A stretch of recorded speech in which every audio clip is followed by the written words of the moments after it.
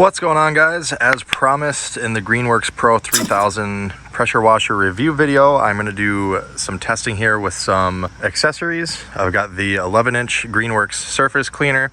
Now it's only rated to 2000 psi, but I did use it on this one just because I wanted to see if it would get damaged or if it would work, and it did work in the short time that I used it. So we're going to test it a little bit longer today. Then I'm going to use this MATCC foam cannon, which I've heard decent things about for the price, and then I'm going to be coupling that with just this Amazon wand. We got some Mr. Pink from the chemical guys, as well as an Uberflex 50-foot hose to upgrade the 25-foot Uberflex that comes with the Greenworks Pro.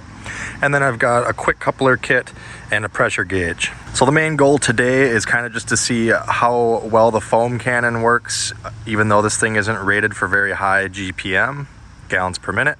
And then we're also going to be testing the surface cleaner versus just say a 15-degree nozzle tip on the wand. We have a patio here that I pressure washed probably a year or two ago, and now it's starting to look all gross again. We get a lot of rain runoff from up there, and yeah, this is what we're dealing with. So we're going to try and clean this up today. All right, so the first thing is going to be the hose. I'm just going to swap that out, the 25 for the 50-footer. And I will put all of these items down in the video description if you want to buy them, as well as probably a few other ones that I'm not testing here.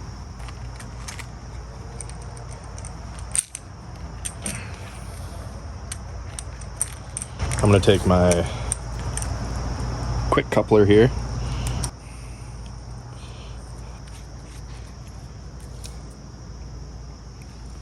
Same on the other end.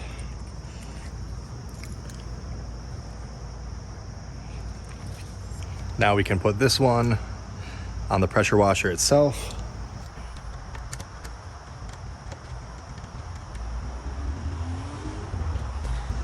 And that will adapt us to the quick coupler pressure gauge. Then we've got this guy to go on where the water hose comes in, the garden hose. And this will go on the garden hose itself. And these two will go like that.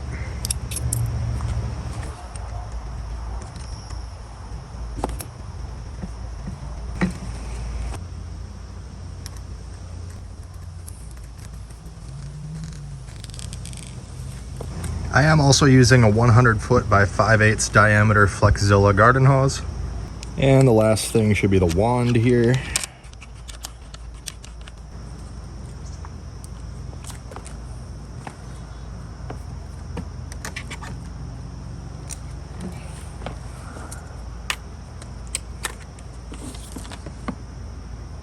So there we go, that's the full quick coupler system. It's just nice because you can just quickly unhook everything rather than having to unscrew everything. Now when I'm done with the wand, and you're done. No twisting this every time. You just quick disconnect from there, quick disconnect from there.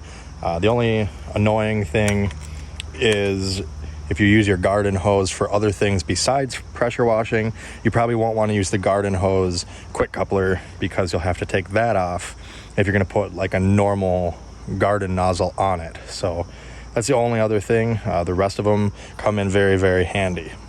Okay, so the purpose of the surface cleaner is to clean surfaces like this quicker and more efficiently. So I'm going to kind of keep track of time. I'm going to do like a 4-foot wide path with the pressure washer, a 4-foot wide path with the surface cleaner. We're going to compare the quality of cleansing between the two and the time difference between the two. And this just goes right on the end like a normal tip would.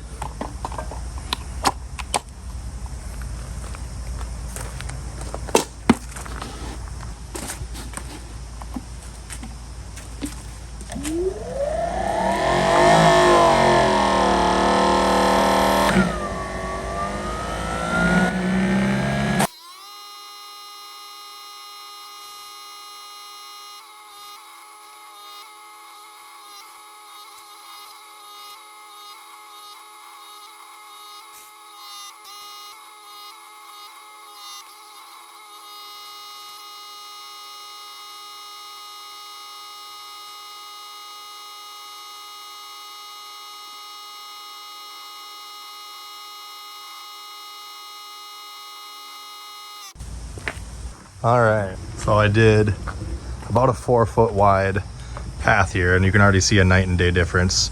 So now I'm going to do another path as wide as this sliding door, and I'm going to use just the regular, I don't know, I'll do a little test area over here and see if the 40, the 25, or the 15 degree tips work best for this specific application.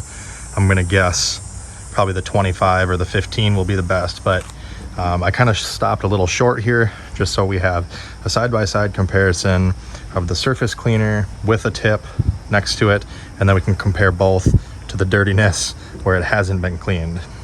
So this is 25 degree, 40 degree, and 15 degree. The 15 looks the cleanest, I would say. You can see some darker, kind of stains still because it's a narrower tip, so you do have to make sure to overlap it easier. I'm on the fence between using the 25 and the 40, or sorry, the 15 and the 40, because the 40 I get a little over 2,000 psi, and with the 15 I get 2,200 psi. So similar psi, but the 40 is going to cover more area. So I think I'm going to try the 40 since we're trying to compare speed to the surface cleaner, and we'll go with the 40 on that and kind of do the same surface area and time that.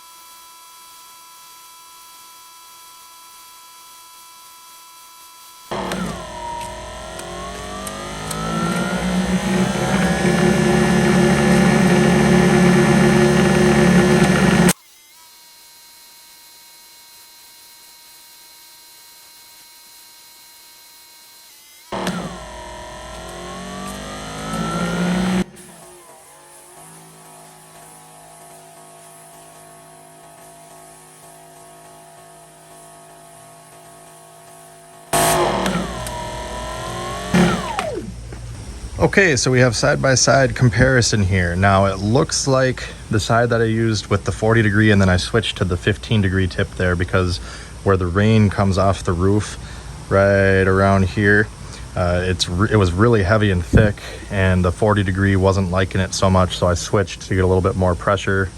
And it looks like this side might potentially be a little bit whiter and cleaner essentially, but you can see a lot more lines because of all the paths that I had to make. So obviously the surface cleaner is a lot less work. I haven't run the numbers yet, but I'm guessing it was faster. And I actually had a little bit of issue at first. I wasn't having this problem when I used the surface cleaner before, but I was having some flow issues. I don't know if there was some maybe air trapped in the pump or whatever, but you probably saw me like looking at the wand a few times or picking it up and pulling the trigger, wondering what was going on. That's because I kept losing a little bit of pressure. So it could have been even faster with the surface cleaner, but you gotta kind of pick your battle. If you want to sit here and spend all day on it and go over it multiple times, I think you can get a little bit better clean with regular tips on this pressure washer. But if you're trying to just get the brunt of it done and save time and energy, I'm gonna go with the surface cleaner on that. So as you can see, before, after. So now we're gonna finish this whole thing. I'm gonna switch back to the surface cleaner to finish everything, just to get her done quick and see how it looks when we're done.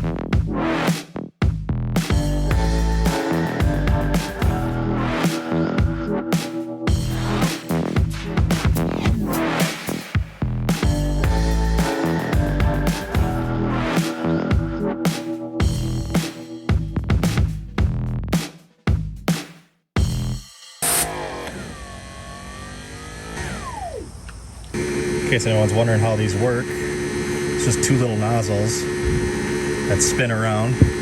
Looks like the nozzles are replaceable too. All right guys, and that is it for the patio cleaning. These lines that you're seeing here are just reflection off the water from the siding. That's not actual lines left over here. But so what I found worked best for me was to go around the edges with the regular wand and like a 40 degree or 15 degree tip on there, and just to make your outlines, because you can't get right up against something with the surface cleaner, but you just make a perimeter and then use the surface cleaner to do the heavy lifting. I should have tried the turbo nozzle as well. I kind of completely forgot about that, so I'll have to try that some other time. And then I just went along the bottom under the siding there where it's starting to rot out and everything, but I got all that green mossy stuff off there, so it doesn't look quite as bad for now. So it's quite a before and after. And I think that if you knew what you were doing, you've done this before, and you had a little bit of pep, you could definitely hook this thing up, do the border, and then do the whole thing in probably about a half hour with the surface cleaner. It also helps when you're cleaning concrete like this, whether it be with just one of the nozzles or with the surface cleaner itself.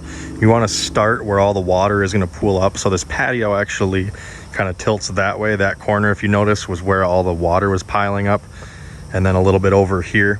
So really I should have started in that corner and worked my way this way. That way I'm not having to penetrate through, the water got to be like that deep at one point, and it was still cleaning, but it took more passes, as you probably noticed, with more water on that surface, because it has to penetrate through that to get down to the concrete, and it can't clean it as well. So you'll be able to clean better and faster if you start at the low spot and kind of work your way up. And then I use just one of the normal nozzles to kind of rinse everything off when I'm done, because when the water is flowing around, even though you get all the debris off the concrete, all that debris is now swirling around in the water that is now on the surface of the concrete. So you need to make sure to rinse that off when you're done. So this is still damp, but at least most of the water has run off of it by now, and you can get a little bit better after shot here of the patio. Just wanted to get another shot here before it gets dark out, how much better this looks now. All right guys, and here's an after shot the next day where the concrete is completely dry. You can see there is still a darker stain over to the right here. That's like an oil stain, so I'm gonna have to use some super clean or some sort of cleaning agent and then hit that again with the pressure washer. But the whole patio pad as a whole, much cleaner. You can see a massive difference. And like I said, I just did this I think 2 years ago. It might have even been last year, but I think it was 2 years ago that I initially hit this with a pressure washer, and it was way worse then. But I'm actually kind of surprised with how gross it got just over 2 years of rainwater. And despite the siding being original on the house and being very old and starting to rot there, as you can see, I was able to clean all that real thick moss growing on the brick without damaging the siding too much. All right, so now we are gonna move on to the foam cannon. We're gonna do the foam cannon, and I'm gonna just show you how the pressure gauge works real quick for those of you interested in the pressure gauge. It's just nice to have one of those. You can pick them up for under 20 bucks. It's just nice to have those because you can see for sure real-time pressure, what you're getting with each different tip or attachment, and it's just nice to know. Can help you diagnose problems down the road as well. So also wanted to just take out this time to say that there's been no leaks of any of the quick couplers so far, so we're all good there. So as stated before, this is an Amazon special Duzician pressure washer nozzle handle. It's good for up to 3,000 PSI. Also came with an assortment of different tips. And I purchased this swivel separately, which I'll also link down below. It is not an O-ring seal, but because we're doing foam cannon, it's not very high pressure anyways. Well, I guess it is still high pressure because we're building up full pressure between there and here, but I already tried it and it didn't leak. So I'm just doing it by hand. You can put wrenches on here and tighten it up a little bit more, but this will allow it to pivot as we're trying to foam cannon. I left the quick coupler on the normal wand, so I will have to thread this onto here. You could always buy another quick coupler set or just the one fitting, but if you have multiple attachments like this, you are going to need to buy multiple quick coupler sets if you want everything to truly be a quick switch out. But I just leave mine on the primary wand. There we go. Now I can kind of pivot around. Don't have any binding going on, and with the 50-foot Uberflex hose, I should be able to get around this entire truck without any problem. And here's the MATC snow foam cannon, also from Amazon. Just got to do some quick assembly here.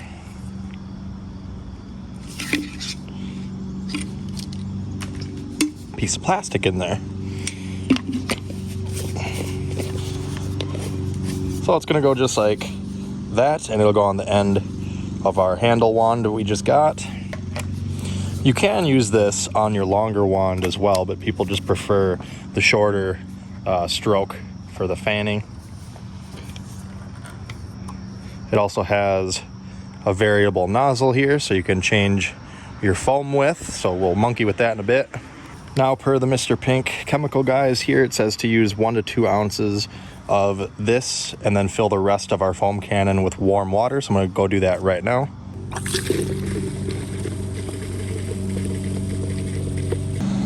We've also got our water volume knob here. So this will do the fan size. This will do the amount of water coming out. I am a novice to foam cannons, so this will be an experiment for me. So if it looks good when I'm doing it, then I'm sure it'll work great for the rest of you.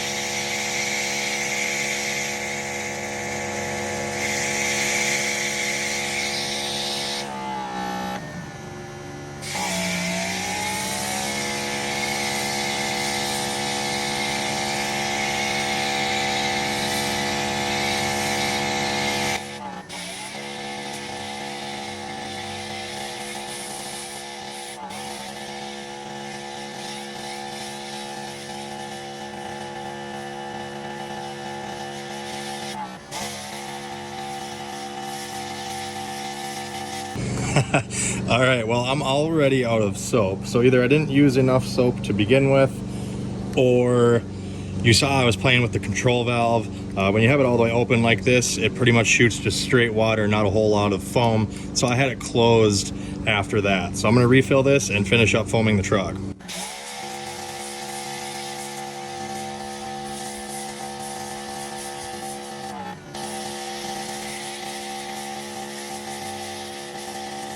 So like I said before, if you couldn't tell, complete novice with the foam cannon. It took 2 cannons full to do the entire truck, but it's a larger vehicle, and it took me a minute to kind of just figure stuff out. Obviously the fan formation with the nozzle helps cover surface area quicker, so you'll use a little bit less soap that way. And you know, you'd probably go through this a little bit slower as well if I had the water control knob open more, but I wasn't getting as rich of foam as I wanted that way, so I had that kind of off. So this is definitely going to be good enough for my uses around here. I just wanted to hit the vehicles from time to time and give them a good scrubbing at home, and then just rinse it off with the pressure washer. So I'm going to do that right now.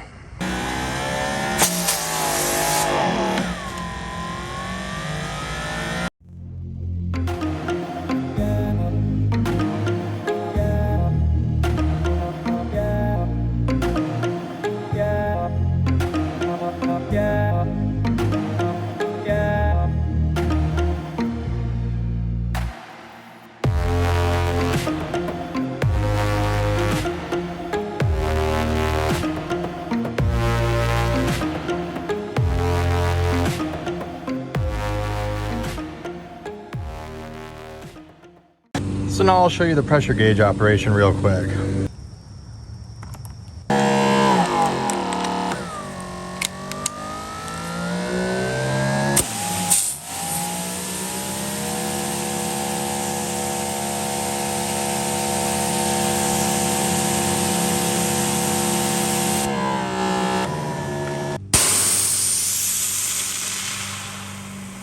Alright guys, well that pretty much concludes my video for today. I just kind of wanted to show the foam cannon, the surface cleaner, all the different attachments, the quick couplers and everything, because I know when people are buying pressure washers, they want to know how they're going to work doing certain jobs, and I think that foam cannon and surface cleaner are definitely two of those top jobs. The longer hose and the quick couplers definitely help speed things up and make things easier. And like I said, I really like that pressure gauge because you can get real-time pressure readings depending on the attachment that you're using. So if this video helped you out, make sure you hit that like button, comment down below with any questions, check out my other videos, and as always guys, thanks for watching. Have a great day.